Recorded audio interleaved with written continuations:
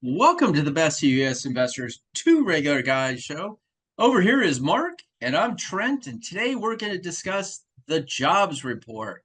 We're also going to talk about Janet Yellen's statement over the weekend. We're going to look at some charts, and we're going to look at some boring bond markets. So let's get going.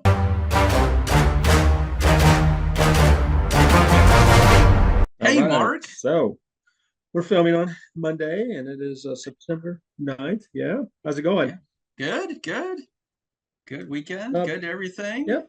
Good everything. Everything's perfect. Everything's Yeah. wonderful, Yep. Mark. It's Don't wonderful. panic. Yeah. Everything's fine, Kevin Bacon. Right. Well, this is the September 11th week, so I'm paying tribute to those firefighters and Port Authority officers and civilians and police that lost their lives that day, and everyone who helped out for weeks and weeks and years and ended up with service members and everything. And I was there on that day, so it's especially uh, touching to me, and how people came together that day and the weeks following in New York City. And my brother, who lived there, said nothing like a terrorist attack, killing many people to make the whole New York City act like a bunch of people from the Midwest. And that lasted for probably 4 weeks, and then but it was a different environment. Oh, wow. And so for them, thinking about them this week.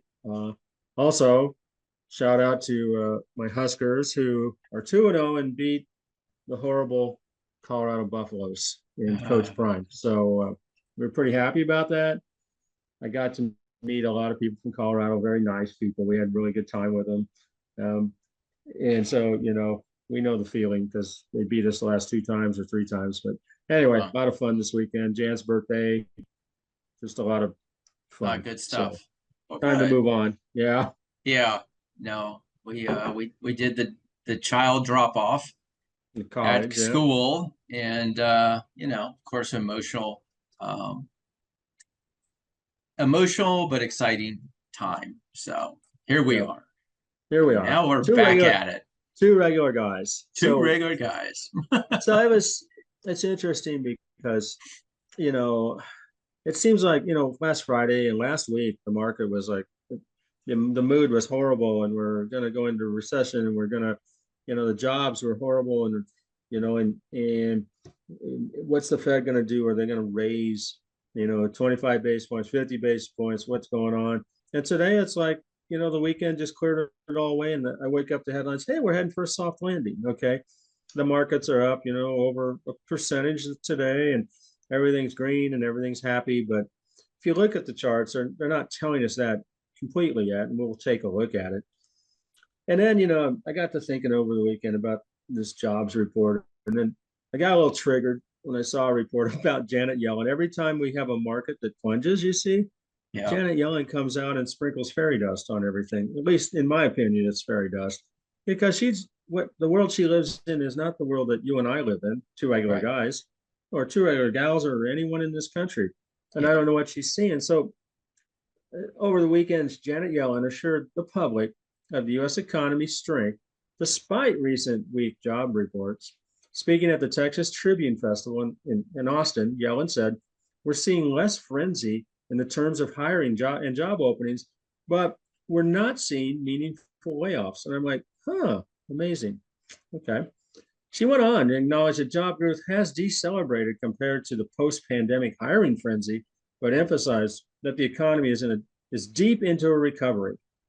Okay. All right. We'll go on. And basically operating at full employment. Okay. All right. Let's see that. Okay. I was just like, what world does she live in? Does she not? Her neighborhood are probably all people who work for the federal government in Washington, D.C., and they're not getting laid off. Her housing values aren't going down. She's not paying higher insurance because she probably didn't pay insurance. She probably doesn't have to eat every day because the government pays for her luncheons and dinners and stuff. And she probably doesn't have to worry about gas because she probably has a government-sponsored limo that drives her all around. And she doesn't have to worry about traveling because she can get on a government jet, fly wherever she wants. Okay, so if I were in that situation, or you, Trent, or we both had that, life would be good. I have right? no idea. No Yeah, idea about anything outside of me. yeah. So if that's your lifestyle and that's your sphere of influence and your sphere of what you live in, yeah, you little guys down there don't know how well you have it. Okay. So her comments came just a day after the Bureau of Labor Statistics released another month of underwhelming job data. So Yellen attempted to alleviate concerns about the economy, stating, I don't see red lights flashing. The recent jobs data has sparked worries about whether the Federal Reserve can achieve a soft landing by raising interest rates to control inflation and then cutting them before the recession hit. Yellen expressed confidence in this path, noting the significant reduction in inflation. And I'm thinking to myself, what reduction in inflation? I was at the grocery store the other day. Everything's still up. Nothing's gone down. Everything's 30 to 40% up. Gasoline's come down a little, but not to the level of what we saw, in 2019 or 2020. Hmm. Uh, my home insurance we talked about has doubled. My car insurance has gone up. My Mark, health insurance it's has all gone up. has to do with where you live, Mark. Oh, I Mark. guess, yeah. Yeah, if you didn't live in where you lived, it would be normal. I'm telling you. Yeah. I'm telling Where do well, I don't live in Florida, so I don't have any hurricane issues, but I do live right in the middle of the country. Okay. you. Right. So Yeah. it does rain here and we do get some hail, but not enough for that. But so she lives in a world that I don't live in. So maybe it's me or maybe it's you. Maybe we're the outliers. Okay. And Maybe. we don't really know what we're talking about. And that's possible. Okay. So she said it's basically at full employment, and that she didn't see any meaningful layoffs. Then just the story right below that story, Midwest Transport Inc., an Illinois-based trucking and logistics company which contracted with the U.S. Postal Service to haul mail, has notified over 650 employees, including more than 480 drivers, that the carrier is ceasing operations, according to sources familiar with the closure. And I don't mean to laugh because those people are losing their jobs. Okay, Right. but I find it funny that the story right under Janet Yellen saying we don't see any meaningful layoffs. That's what happened. We've gone through the layoff numbers, and they're big. Okay, Yeah. and then right under that story, Macy's has announced it's closing a total of 55 stores by the end of 2024 in the faltering brand's ongoing effort to revamp its business. Well, wonder how many people work in those 55 stores. Okay, how many people work in logistics and warehousing and all that, and truck driving that they don't have to deliver to those stores anymore, or Right. orders, from factories that supply, the garments and the other things that Macy's sells. Where's that going? Well, where are the Macy's customers going? Walmart? Yeah. Why are Yeah. they going to Walmart? Well, look what's happening in the Dollar General. Look what's happening in the Dollar Tree. Okay, they're closing stores. The people who shop there have come down and they're not buying the accessories that they buy. They're just buying the basics, foods. Yeah. And so again, I have to shake my head and say, what in the heck world does she live in?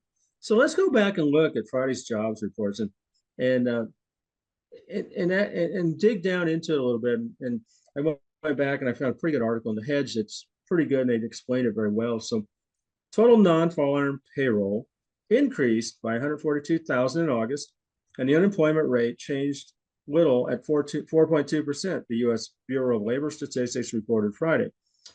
But revisions, okay?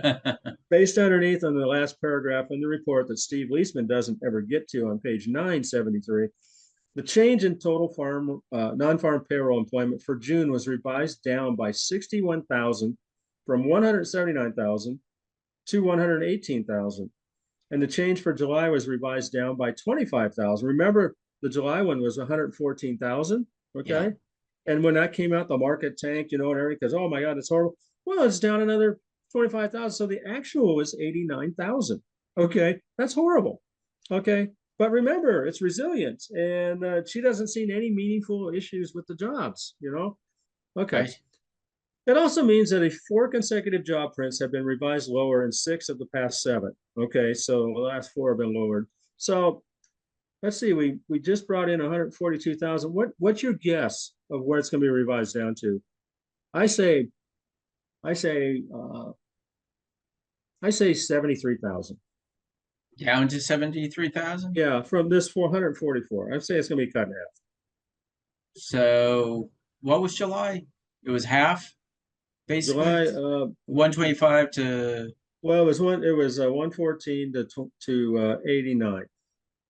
Okay. So I'm gonna say it'll be in the 90s, Okay. 90,000. Well, Yeah. hopefully we'll write that down. We'll remember that. And we'll Okay. come You back said and 90. You said no, I'll you put said mine at 75,000. That's mine. 75,000. Yeah, Okay. and you're at 90 something, right? Yeah. This is Revise 90. down for August. Yeah. Okay. Okay. All right, we'll do that. So what you guys can play along at home too. You can write down in the comments what you think it's going to be. Yeah. Okay.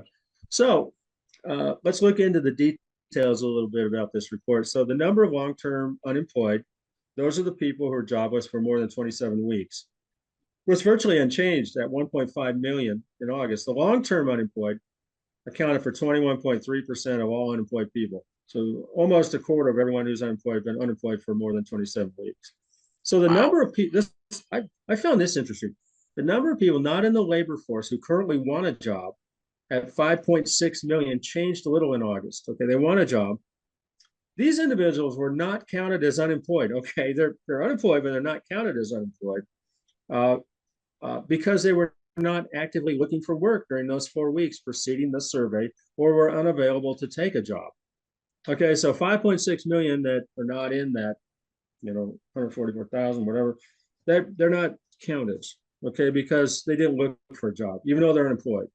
Okay, this is the U.S. government's reporting. So that's the number of people not in the labor force who currently want a job. Among those not in the labor force who wanted a job, the number of people marginally attached to a labor force at 1.4 million was little changed in August. These individuals wanted and were available for work and had looked for a job sometime in the prior 12 months, but had not looked for work for 4 weeks preceding the survey. The number of discouraged workers, a subset of the marginally attached, who believed that no jobs were available for them, changed little at 367,000 in August. They aren't counted either. Okay, 1.4 million, 5.6 million, now we're at 7 million. Okay. So when we take a closer look at the actual jobs, the Bureau of Labor Statistics, or the they like to call it the Bureau of BS, uh, reported that that unemployment growth in August was in line with average job growth in recent months, but it was below the average monthly gain of 202,000 over the prior 12 months. Okay, so let me get a chart here if I can find it. Why aren't these people counted? That's the way they can change these reports to make them the way they want. Why don't we Wow. count house insurance and as a part of the major CPI, which is coming out tomorrow? Why don't we do that? Well, because it'd make the report look bad, you know? So this was monthly, okay? Before the revision, we were doing 220, 230,000 a month. And then they took that 818,000 out. Well, Wow. it revised it down now. If that you take that out and divide it by the 12 months, it's only 150,000 jobs we're making, you know. A And this month. goes through what, May of last year. So we haven't even got to, June, July, August, what we're talking about today. So Wow. yeah, they went on to say, let's look at what kind of jobs we're creating. Okay. So full-time versus part-time. Okay. You don't see this on headline. Okay. All you see is the headline number, 142,000 jobs, unemployment rate ticked down 4.2%. Everything's great. According to the Bureau of Labor Statistics, while the number of employed workers did rise, looking closer at the composition of this increase is disastrous. That's because it consisted of an increase of 527,000 part-time jobs, offset by 438,000 plunge in full-time jobs. This means that since last June, the U.S. has added just over 2 million part-time jobs and lost over 1.5 million full-time jobs. Okay, so is that a strong economy? Let me show you another chart. Okay, let's do charts. So you can see full-time jobs down. Okay, this is in August. Part-time jobs up. Okay, so part-time jobs they're talking about are pretty much they're counting the same as a full-time job. Now, everyone knows a part-time job is not the same as a full-time job. No. Okay, No benefits. no, none. And No. so part-time jobs pay far less. They don't offer benefits. They generally lead to suboptimal outcomes for the labor market, one of which is the need to get more than one job. Okay, because you can't pay for your bills. And sure enough, the number of multiple job holders are people who for whatever reason, have more than one job, jumped above 8.5 million back to all-time highs. Okay. So I don't have a full-time job anymore. So I got to get a part-time job, but my expenses are going up. My part-time job only pays 20 hours or whatever. I got to get multiple jobs. Well, when you get multiple jobs, that counts as another job. Okay. For So one if you have person. if you have three part-time jobs, you've just created three jobs for the U.S. Bureau of Labor Statistics report. Okay, and we'll take a look at that too. So there's multiple job owners going back to 94. Hold on. Okay, So and we had here we go. here's the the the thing that Pandemic happened to us. And ever since then, look at this. I mean, we are at all-time highs going back to in 94. 90s. Yeah. Yep. Yeah. So there are And more. This here's chart, 08. Here's 08. Here's the great financial crisis. right? Huh. And you can see what was happening here before COVID hit. We were heading into a recession before COVID hit. Wow. And it saved the recession, but it tanked, no one had a job here Right. because we couldn't have a job. We had to stay home. This one shows by month changes in full time. The blue are part-time jobs, and the red is full-time jobs. And so you can see this is Huh. December of 23, January of 24, that we haven't had any gains in In full-time jobs. full-time jobs. They're all part-time jobs. Okay. So, okay, is this a reflection of how our economy is, the job environment is changing from the standpoint of technology in the AI revolution? Or is that because of this? Or is it because what would be the other reason for such Well, a drastic change from a full-time employee to a part-time employee? I think it's Cost? because I think it's because we're seeing more layoffs than Janet Yellen is willing to admit. Right, but I mean, why is this going back to that chart? You look at this historical change in the decline in full-time jobs. Is it because, like, what's causing everybody's now? Are we seeing? Why are we seeing a switch from full-time to part-time job environment? Because there are less full-time jobs available. What's causing that? The economy's down. But We're isn't we're in that a bad that chart economy. going back to that's like going back to 2020? The multiple jobs. Yeah. No, the last chart you put up. Maybe I'm reading it wrong, but Yeah. and I guess that's one of these things that I have a relative who owns a manufacturing company, and 10 years ago he had 400, 500 employees. Today he has 150 and is doing the same amount of work because he's gone to more of a road. Okay, this is more on the monthly chart. Okay. Yeah, this is Yeah. month over month. Yep. Okay. But I guess when I look at this and I'm like, this is not going to get better because technology is going to, it can replace those full-time jobs. It can. And I mean, our economy is slowing down. We've looked at the manufacturing yeah, economy, and the manufacturing's been down for months and months and months and months. They're laying off people. Prices are still going up. So why do I need if I can't find a full-time job, I I get got to get a multiple part-time part-time. job. So I'm going down to Walmart and I'm working there. Nothing wrong with Walmart, Yeah, but and it's a then job. I got to go over to the Super Saver or whatever your grocery store is and work there for a little bit Yeah. because I need to pay my bills that are increasingly up, even though Janet Yellen says inflation's under control. Okay. Well, I think a lot of what we see in the media is just it's to support. I mean, we are in a presidential election year. This is if truly people focus on these numbers, they would look at this and go, this is not getting any better. So why would we vote for this administration if that's the way people looked at things? But they don't. Yep. It's like, they don't. Yep. Yep. Huh. They don't. Sad. So let's look at something else. Okay. Okay. That was in the report that we don't really see a lot, and that's foreign-born versus national-born workers. Okay. Wow. So since October of 2019, native-born U.S. workers have lost 1.4 million jobs. Over the same period, foreign-born workers have gained 3 million jobs.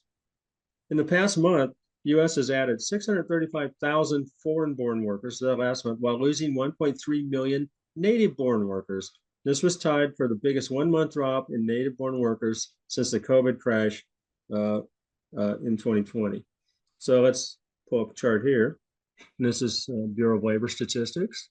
So you can see in August, okay, foreign-born workers, here's zero, okay, 600 some thousand. Native-born workers, 1.3 million. This is from the Department of Labor Statistics. Okay, so I'm not making this up. This is just what's in the report. So what, Okay. like, what does that mean? Does that mean we just won't get off our butts? No, I think it means, They can and get those people at lower rates? I'm just inferring, okay, that they'll work for lower rates or they're not documented, and you know, that's why we're getting flooded. Part of the reason we're Oh getting yeah. flooded, in my opinion, is because the Chamber of Commerce wants lower uh, worker. They don't care about the American worker. They really don't, in my opinion. Okay, let's just look at one more chart here. All right. I can find it, and it kind of shows it even diverging. Okay, and it's over time, and you can go back to COVID and see what's happening. And share it. Okay, and right here. So this shows it going back to, it was pretty much going together, and then we had the pandemic, and then right about in here we start to diverge. Well, what happened in 2020, 2021? We had Well, an we changed our election. immigration. We changed immigration. We opened up the borders. There is Yeah. no immigration policy. And look what happened. These are foreign born, and this is native born. And so you have to go back and look, okay, this has been pretty much, in correlation, since 2011. Okay, on this chart, all the way to 2020, the pandemic came up, and then all of a sudden divergence starts. 2020, 2021. What happened? I look back, our borders are open, millions of people coming across. Right. Nothing against people coming across. They should do it legally. I believe in legal immigration. Okay, but and this is how I infer what's happening. And you can write your comments below and disagree with me, and I'm fine with that. But again, charts don't lie. Okay. Right. So these are just some of the things that if you get into the reports, it's not just the headline report. It's not just, all fun and games. And, today we kind of forgot about it. We have such a short memory. Tomorrow the CPI comes out, and then the PPI, and we'll see how those reports are. I'll dig into those too, and we'll do the same thing, and, Yeah. why is it looking the way it is? So if you look under the hood, we find that the job market at best is very weak when considering the real numbers regarding part-time versus full-time, the number of people with multiple jobs, and number of foreign-born workers injected into our economy. The Bureau of Labor Statistics admitted its downward payroll revisions 2 weeks ago. The monthly increase in jobs in the past year was not 230, as it had indicated previously, but with 150, which we just saw the chart. And when you remove the 818,000 jobs that were never there the past year to begin with, down a staggering 31.2% off the headline numbers. So these headline numbers are deceiving the investing public and the markets to keep them pumped up. Okay. And then when you have a bad number, it just goes to the next one, Yeah. It's just strange. And so when you look at basically government reports, kind of look at it with a grain of salt. I mean, I'm really sad that I can't believe these reports anymore because of the revisions, and they're always revised down. They're hardly ever revised up. I think it was like maybe once it was revised up in the Oh last God, were you couple born or I born years. then? I don't remember. Yeah, it was long ago. But yeah, In a galaxy far, far away. right. Yeah. I think that's when I look at all this, I go, okay, this is where what tells me the truth. If I can't trust government data, CPI, jobs reports, all this, all of it gets readjusted but doesn't get reported on, what can I trust? What is telling the truth? What is telling the future in the coming months, years, that kind of thing? I always go to the bond market. I always look at it and I'm like, what's it telling me? Is it scared? Is it excited about, is it see a fruitful economy ahead? Or is it seeing fear? Is it Yep. seeing that kind of thing? And I think that's truly, I mean, for those who don't know, the bond market, global bond market, 6 times the size of the equity markets. It will tell you. Absolutely. It told us when the pandemic was coming almost a year in advance. And if you just looked at how bonds fluctuate, when the yields go up, bond values go down. That's usually risk off. That means equity markets do well. And then vice versa, yields go down, bond values go up. And that's typically when in a risk off environment, and that's when the equity markets start to sell off. And we're starting to see that again. We're starting in the last, what, 5, 6 weeks, we've started to see the bond yields starting to fall again. And now you have the Fed coming out and saying, hey, we're going to most likely lower interest rates, Fed funds rates. Why would you do that if the economy was so good? Why would you do Yeah. that? And I think that's where this head in the sand mentality has got to end. You got to look at really what's truly happening, what's happening in this market. I mean, this is what you were just saying over time. This is the 30-year bond based 20 to 30 long-term bond going back to May, Yeah, May, June, July, August. This is about 5 months. The trend is up on the TLT. Okay. yeah, that's It goes through its fluctuation, but the trend is definitely up. And if you went back to the great financial crisis and look at what happened to the TLT, people made a lot of money. Most of it was industrial. The big hedge funds and the big banks made the money in the TLT. yeah, yeah, And I know because you have some charts on just the bonds themselves, the yeah, twos, the five, let's look at those individually. okay, That was an ETF. The TLT was an ETF. You're going to look at actual bond okay, yields. okay. So this is the 1 month government bond. And you can see this is a monthly chart of it. So this goes back all the way back to April of 2015. And when yields rise, we saw the economy rise. And when yields fall, this was starting in May of 19, yields started to fall. Each candlestick represents a month. And this is a representation of money, big money, global money, starting to move out of high risk assets like equities into bonds. And we saw that happen. And then we hit March of 2020, and that's when the pandemic took off. Isn't, Yeah. isn't it funny how the bond market seemed to know before the pandemic, just by looking at that chart?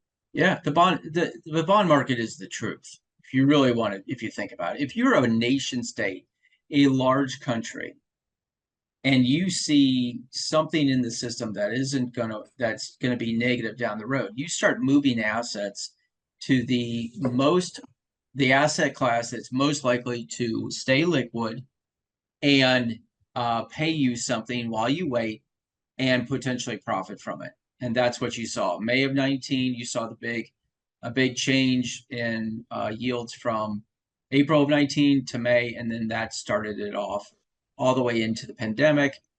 I mean, you think about it. We And opened the remember this chart is opposite of what we think. When that yield goes down, the price of the bond goes up. So bondholders made make money. money. Yeah. And Yep. then we sat at what, roughly 0.13% of was the yield. So your value Well, went from, that's where the Fed dropped to about zero. yeah, exactly. And it went sideways. And then March of 22, you started a little bit of bump. And then April of 22, you started to see a move higher. And that was the Fed raising rates. And that's where we're Yep. at. But back Here's the in, but. but, What is that but yellow line? Is that what is the yellow line? the yellow line is the 20-month moving average. Okay. The 9 Okay. is or the white is the 9. The Okay. green is the 50, and the 2 and the 90. I use 90 periods as That's well, fine. and that is the orange. So So we're when I starting look to at see this, a little, you know, we in the month of August, we dropped through the 9 month.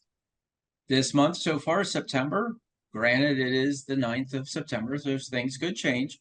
We're really drastically, we opened the month at 5.18%, and today we're at 5.5%. So good chance we're going to see this starting to fall. And this is Can you where go ahead? Sorry. this is where the Go ahead. money, this is where smart money is moving their money to, and has been for a while. They've probably been doing this since August of 23. They've been dollar cost averaging into, they've been rolling their bonds every month. And yeah, if we look at a two, Yeah, look at the two, because the two is what the Fed the Fed follows the two, and they're behind on the two. yeah, Oh, so look at that. the Fed is at three, or the two, Can, this is a weekly chart. So it's can at you zoom in on that 3.6. a bit? Yeah. Oh, there you go. Holy Corolla. Yeah. So back in week of June 27th, or excuse me, May 27th, you were at open of 4.95%. Today you're at this week you're at 3.66%. So if you bought Remember the treasuries, you've made money. And well chances are you're going to continue this route. the Fed follows this. I mean, there are Fed charts out there that show that the Fed's interest rates follow the 2 year, and it's correlated. And so we're sitting at what, 3 point what percent you Six say right six, now? And the Fed's 3.66%. rates at 5.25 to 5.5 right now. So they got a ways to go to catch up. The bond market is telling them your rates are too high. That's Right. what it's saying right now. Right. Yep. And look at that. I mean, if you backed out again and kind of where the pandemic was again, keep going. Oh my God, keep going. And look what happened during the pandemic. Keep going so you can see that pandemic over on the left side. There you go. Look how that fell. Look how much higher we are than the pandemic too. Oh yeah. I mean, seriously. Uh, And so if this hits the floor, like, I mean, if they have to drop rates like they did before, look at the amount of money a bondholder will make or potentially make if that drops that far. well, August of 2020, it closed out the week of the third at 0.131% yield. If we go back there, holy cow, those guys who have been buying this are going to make a ton of money.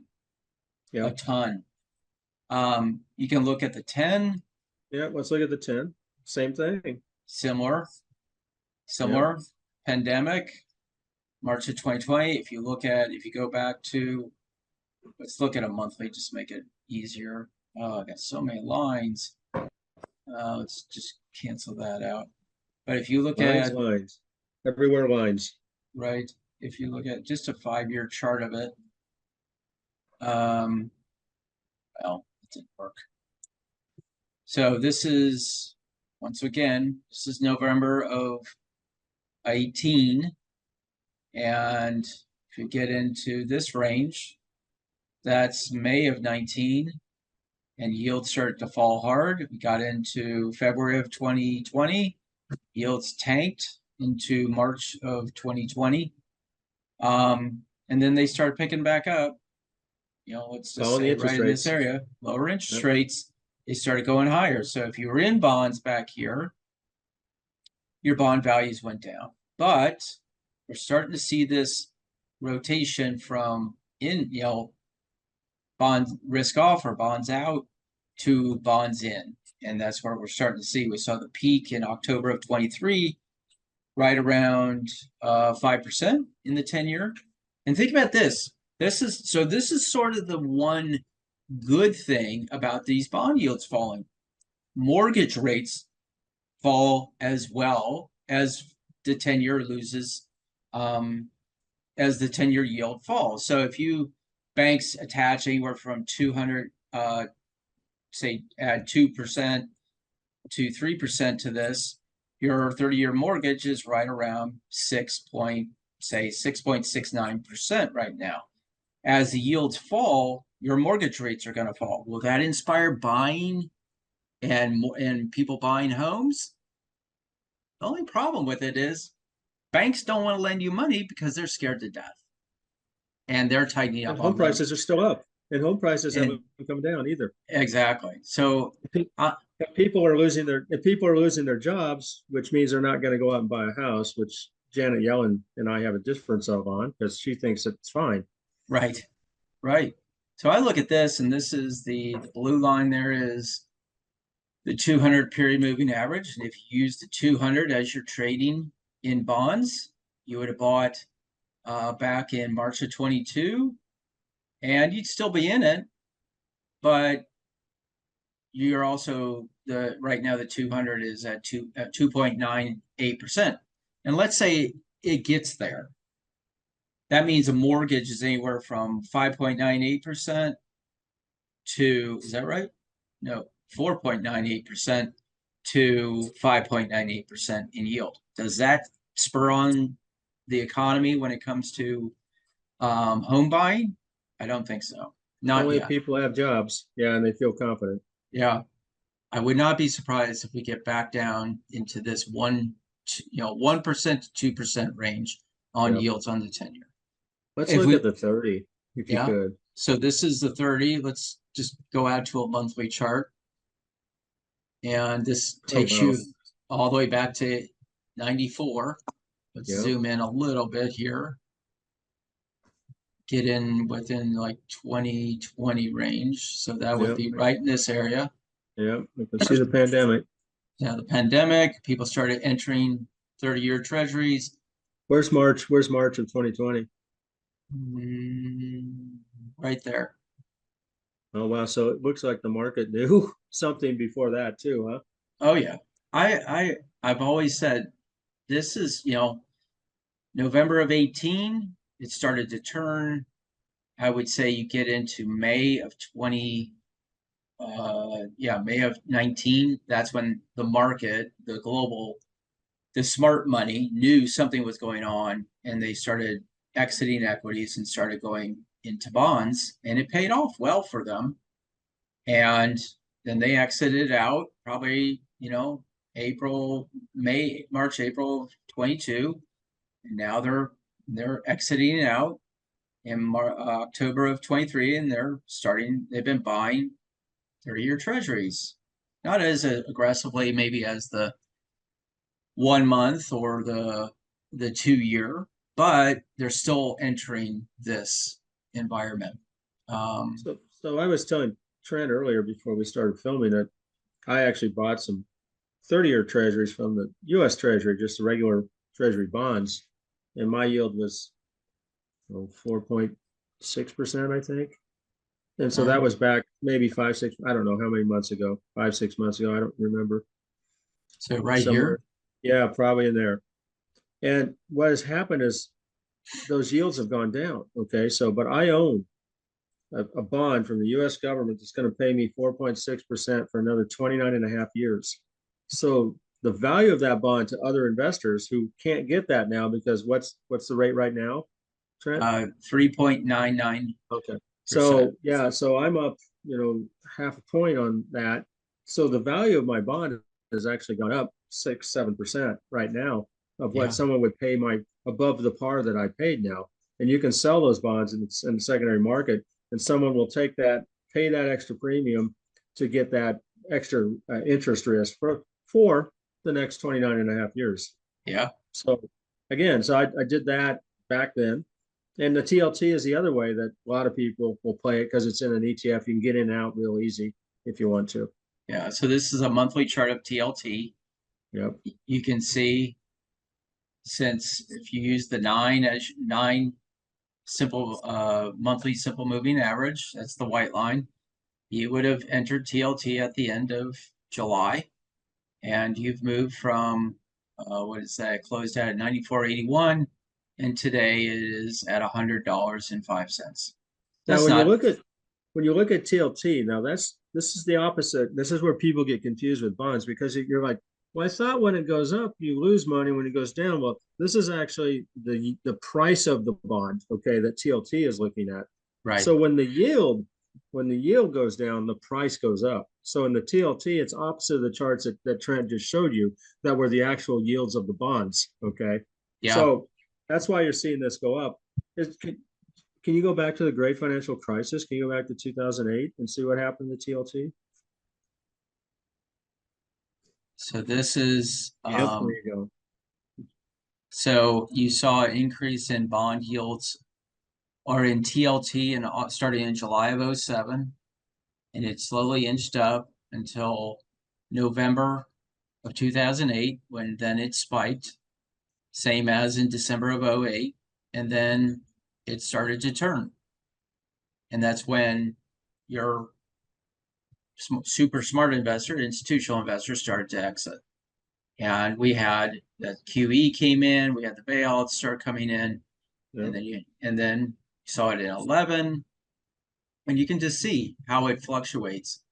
28 December of 18, you saw a big spike in TLT, and it inched up. If you had bought at the end of the last day of December of 18, you would have bought at $121.51. And if you had sold out at the peak on March of 2020, you would have sold out $164. Since Mm-hmm. then, risk on, people are entering the equity markets in a big way, Yep. and they have bottomed back in October of 23, right around Look at 82.20. look at where your line was. Go back to where you were down at the bottom. Okay, stop it right there. And look over to the left. Go straight over and see there's kind of a resist or a support level there all the There's way support back. level there. Yeah, All the way back into the 2000s. yeah, yeah. And I think that in right now, if you look at this, right where it's at today, it's at a bit of a resistance level. Going back into this area here, broke through it a couple times. Resistance became support back in January of 14. Resistance became support, yeah, January, and has now moved higher. So what is this telling me?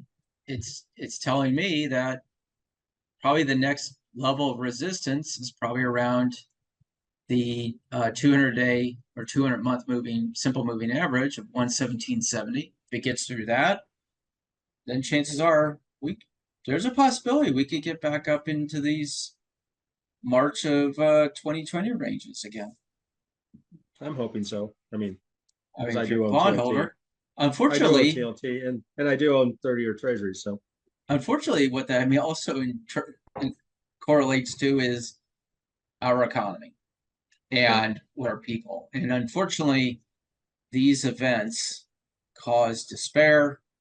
You see, unfortunately, coming from the movie The Big Short, when they just they're at Vegas with Brad Pitt, Yeah. and he rattles off.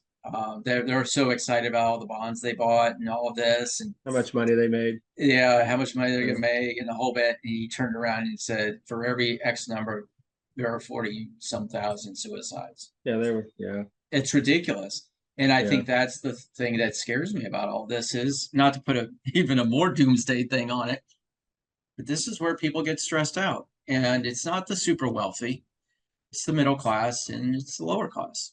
And that's who pays for all of this. So Right. I unfortunately, just I just think, and I'm very cautious in the platinum channel. We do swing trades, and it there are times there swing trading is really, really plentiful. It's like shooting, fish in a barrel. This is yeah, not the time right now. The last week has not been. And you can sit on the sideline and just wait with your money. And fortunately, you can still get, 1 month treasury bills for 5% or a little more.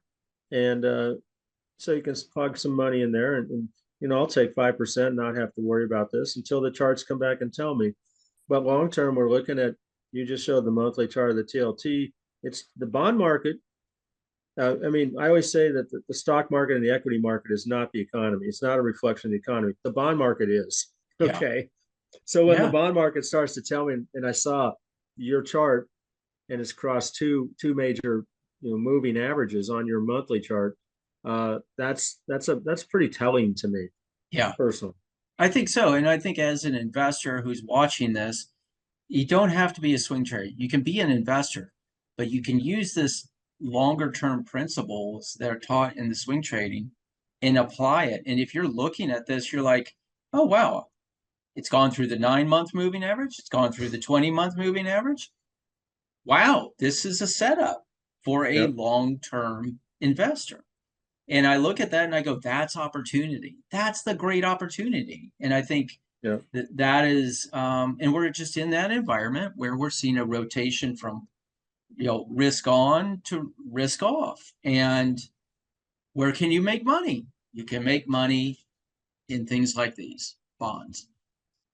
Well, Not money as moves. sexy, Yeah. but still it Money works. money moves to where the value is, and I think a Yeah. lot of people have re-entered the market from finally after the great financial crisis, and got in at the buy the dip, everything goes up, Kathy Wood kind of deal, and Yeah. and and the buy the dip might not be the philosophy going forward. Okay, I think that's why we look at technicals in the platinum channel, and we play between the lines of what the market tells us, Yeah. and we win a lot of times, we lose a few times, but the key is to reduce, have risk management on the bottom side. Set your limit of what you're willing to lose on your investment. Not to on the top side, get out when you hit some resistance or a known resistance. And don't put all your chips into one. If you have $100,000 you're investing, don't put 90,000 into one play, split them out, maybe 5% in each, So whatever your risk management strategy is. so let's take a look at a long-term chart of one of those companies that most people probably have loaded everything into in the last year, and that's NVIDIA. If you don't, You want me to? I got it. Okay. This is a simple chart, and this is what we teach in swing trading or in the Platinum channel, Yeah, technical analysis. technical analysis. The white line is the 9, the yellow line is the 20. The pink line is the 50, and the blue line there is the 200. This is NVIDIA. If you're an investor and you have been buying in or own NVIDIA, this is where NVIDIA has been headed for 3 months. This 9-month moving average is something to take note of. And once it breaks that, where does it head to? I suspect a lot of people are buying in the months of May, June. They bought the dip in July. They're buying again in August, and they're buying today. And I look at this and I go, no bueno. Technicals are down. They're moving south. This is unfortunately one of the most owned companies in people's portfolios on a global scale. And to me, this Oh, is I definitely mean, a, it was fortunate for a lot of months. oh yeah. And honestly, Yeah. if you So, just well, they're used like, the yeah, if you'd used the tools that we teach, you would have been in it in May of 23. you can And see you go back, several months where it actually did come down and touch the 9 3 months in a row, but never closed below it. yeah, You know, and so yeah, we'll have to watch and see what this month brings and next month brings, and just kind of watch it. yeah. I think if you're an investor, this is simple tools you can learn Yep. and you can apply not just to short term, but to long term investing Yep. and preserve wealth at the end of the day. Yep. So Yep. yeah, So, wow, we've talked a lot today. we I feel have. tired. Yeah, I'm exhausted. Then we got CPI tomorrow and PPI the next day. So we got to go through this whole crap all again. And I got to go and look at this freaking reports and tell you exactly where no one's telling you anything about. And that's what two regular guys do, I guess. That's what we do. We break it We down do. to the Yeah. data. It's not on Yep. hope, it's not on what if, it's the data. What are the Yep. numbers telling you? They don't lie. Yep. Well, in the meantime, be safe. Think about your investing. If you're not a part of the Platinum or the Best of US, our subscription with the Platinum channel, we do have a 14-day free trial. You can go to www.bus13.ai. That's bus13.ai, and you can sign up for our 14-day free subscription. where you get a whole lot of great stuff. You get in our Discord where we get interactive on a day-to-day basis. Morning newsletters about where the market is, Mark's charts of interest on the swing trading side, but most importantly, learning about how markets are working and this kind of commentary on a daily basis. So check us out at www.bus13.ai. From Trent and Mark over there, we wish you the best of days and be smart investors and live loud. See ya. Out.